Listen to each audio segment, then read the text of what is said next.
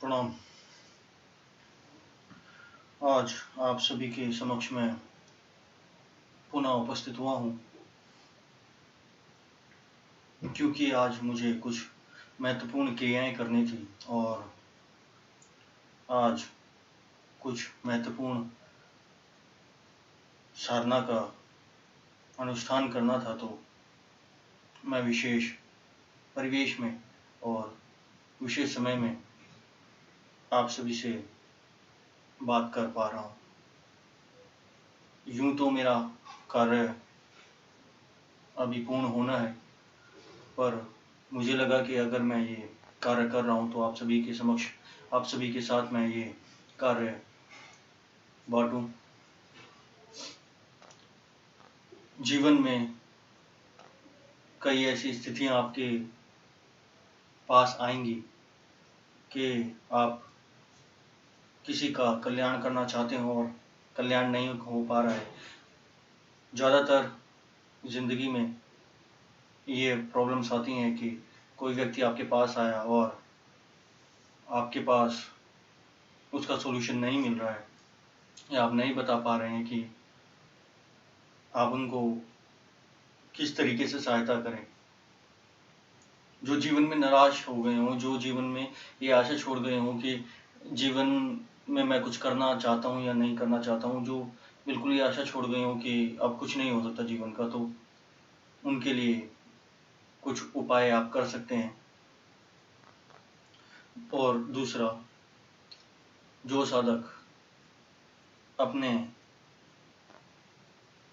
जवानी काल में या अपने पिछले कालों में या पिछली जन्मों में साधनाएं कर चुके हैं और उनको थोड़ा बहुत आभास होता है परंतु वह पूर्ण रूप से जागृत नहीं हो पा रहे हैं, उनके लिए भी यह जो साधना है वह अत्यंत आवश्यक है। तीसरा, जिनके लगातार कष्ट खत्म ही नहीं होते हैं, कोई ऊपरी प्रभाव है या कोई तंत्र है या आत्मा है जो उसको निरंतर परेशान करे जा रही है, तो उस चीज़ के लिए ये सटीक उपाय है। और बहुत से ऐसे साधक जो तांत्रिक शक्तियां प्राप्त करना चाहते हैं या तंत्र के क्षेत्र में कुछ ऊर्जा अपने शरीर के अंदर पैदा करना चाहते हैं, उसके लिए भी यह एक सटीक उपाय है। यूं तो ये एक महा साधना का एक छोटा सा अंग है जिसको कहा गया है कपालिक हवन। और जीवन में अगर आपने कपालिक हवन नहीं किया है तो जीवन में आप एक तंत्र साधक हो नहीं सकते हैं और बन नहीं सकते हैं। बहुत ही ज़्यादा ज़रूरी है कि एक साधक के लिए एक कपालिक हवन करना। और ये विधि कैसे करी जाती है, इसके लिए एक विशेष नियम है और विशेष मंत्र है और विशेष क्रिया है। यह और हवन जैसे साधना नहीं कराई जाती है, या और हवन जैसे आप सात्विक हवन करते हैं उन जैसा ये क्रिया नहीं होती है। ये विशेष क्रिया है, आपके प्राणों से जोड़ी जाती है। ओम आम ह्रीम क्रोम मम प्राण इह स्थित, ओम आम ह्रीम क्रोम मम जीव ई स्थित, ओम आम ह्रीम मम चक्षु क्षेत्र जीवा। जो भी आपकी प्राण है, जो भी आपकी शरीर है, उसका एक एक इंद्रिय, एक एक मन को आप यहाँ पे केंद्रित करके उसमें प्राण डालते हैं। उस प्राण से उस ऊर्जा को जोड़ते हैं, जो ऊर्जा आप इससे प्राप्त करने वाले हैं। निश्चित ही कुछ सामग्री होती है जो विशेष होती है, जो कपालिक हवन के लिए यूज होती है, क्योंकि जब वो अग्नि के संपर्क में आती है और जब आप उसके पास बैठे रहते हैं तो उसके अंदर से निकलने वाले जो प्रभाव हैं, जो उसके इफेक्ट्स हैं, या आप उसके समझ लीजिए कि उसके निकलने वाली उसकी कुछ जो तरंगे हैं, वो आपके शरीर के अंदर विद्यमान हो जाती हैं। और अगर संभव हो सके तो हर रविवार को जब आप कुछ ना कर रहे हो और आप चाहते हो कि आपकी आंतरिक शक्तियां और ज़्यादा खिल उठे, और ज़्यादा चेहरे पे तेज आए, और ज़्यादा तेजस आए, वाक सिद्धि प्राप्त हो, कि अगर कोई कुछ बोले, अगर आप मंच पे खड़े होकर बोले तो तालियों की गड़गड़ाहट हो जाए। इस तरीके की जो साधना है, जो कपालिक हवन साधना है, यह कम से कम 1 वर्ष में 3 महीने तक आप कर सकते हैं। हर रविवार को रात्रि में बैठ के या हर शनिवार को रात्रि में बैठ के कुछ विशेष नियम है जो आप अपना सकते हैं। और आप एक ऐसा कुंड अपने घर में रख सकते हैं। कुंड के अंदर आप आम की लकड़ियाँ, कुमकुम, वो जो सारा विधि है वो आपको बताया जाएगा जैसे आप करते हैं, और विशेष मंत्रों के द्वारा आप उस महा मंत्र से आप यज्ञ करेंगे। और निश्चित ही आप देखेंगे कि 2-4 दिन में जब से आपने यज्ञ किया है वो इफेक्ट्स आपको मिलने चालू हो गए हैं। मगर वो इफेक्ट्स कैसे मिलेंगे? जब अगला शुक्रवार आएगा या शनिवार आएगा, आपको दोबारा उसको हवन को बनाना पड़ेगा, दोबारा आपको परफॉर्म करना पड़ेगा। 3 महीने तक आप ऐसा करेंगे, आप देखेंगे कि आपको वाक सिद्धि प्राप्त हो गई है। और कई ऐसी अनेकों सिद्धियां हैं जो आपको प्राप्त हो गई है। तो मैं चाहता हूं कि आप इस हवन को करें, महाकालिक कपालिक हवन को करें, काली महाकाली कपालिनी। और निश्चित ही जो शक्तियां भैरव ने कपाली हवन से प्राप्त करी थी, कपाली हवन से आपका जो कपाल है, जो इसके अंदर की जो माया है, वो ब्रह्मांड के रहस्य जब उसके सामने खुले तो निश्चित ही उसने महादेवी के आगे सर झुका के बोला कि हे मां शक्ति, जब तेरे इतने से हवन करने से मुझे इतना विराट अनुभव हुआ, अब अगर मैं तेरी साधना करूंगा तो क्या होगा?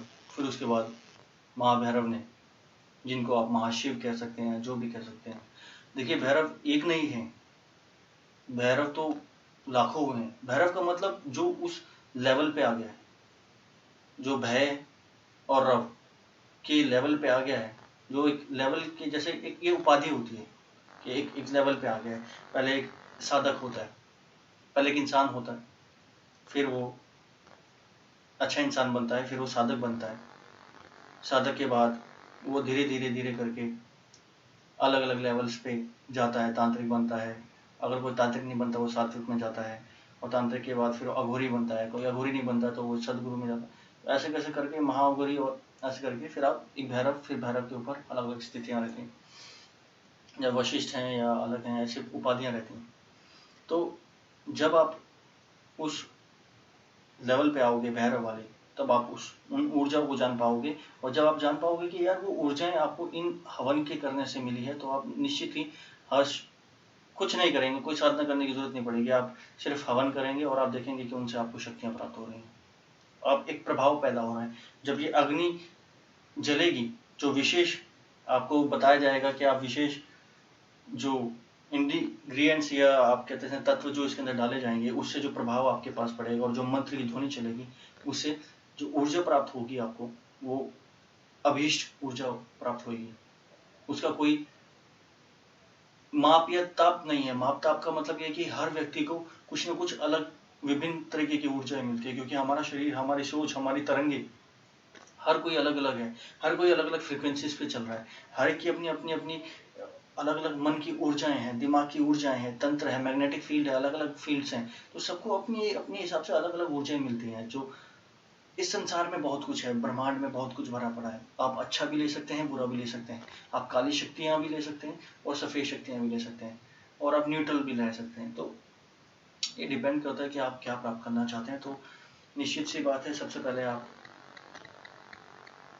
अपने आप को पूर्ण रूप से स्वच्छ कर लेंगे। ओम अमृत ओम अमृत ओम सत्यम श्री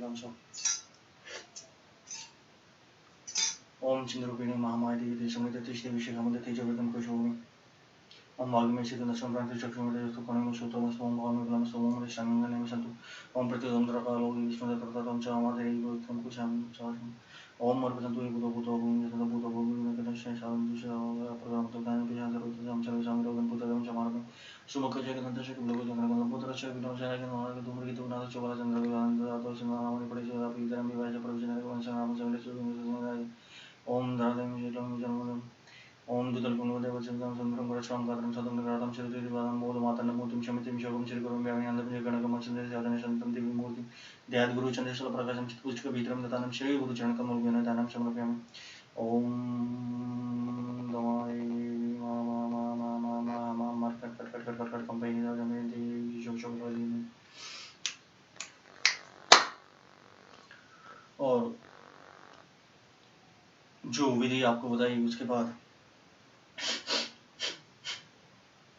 आप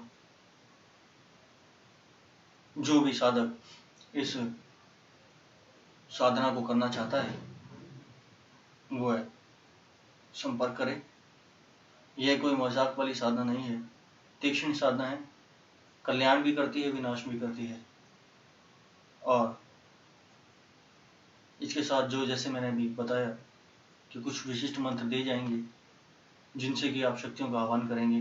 देखिए, शक्तियां का आह्वान करने का ये मतलब नहीं है कि वो सामने प्रकट होंगी, क्योंकि शक्तियां अगर जितनी ज़्यादा आपकी उन्नति होगी, आपके अंदर अगर शक्तियां हैं तो आपको प्रकट होती हुई भी दिखाई देंगी, वरना आपके शरीर के अंदर वह आके वाक वाचन करेंगे। वाक वाचन मतलब आपसे बात कर सकती हैं, आपके द्वारा बातें निकलवा सकती हैं। आप साथ में, आपके अंदर आएंगी, आप साथ में बैठे रहेंगे, आप अंदर ही रहेंगे शरीर के, मगर आपको ऐसा लगेगा कि मेरे शरीर के अंदर आके कोई वाक बात कर रहा है। तो उस टाइम आप कॉपी किताब अपने पास रखिए हमेशा, जब भी आप साधना में बैठते हैं। मैं हमेशा रखता हूँ, तो कोई अगर प्रवेश करता है तो मैं फटाफट उस चीज़ को लिख लेता हूँ। तो आज के लिए इतना ही। अब मुझे थोड़ा अपना कार्य करना है और मैं जल्द ही आपको और साधना है लेके आऊँगा।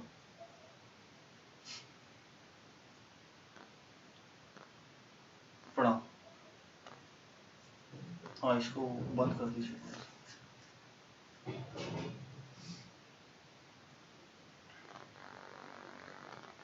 वो बलि का विधान कीजिए वहाँ से।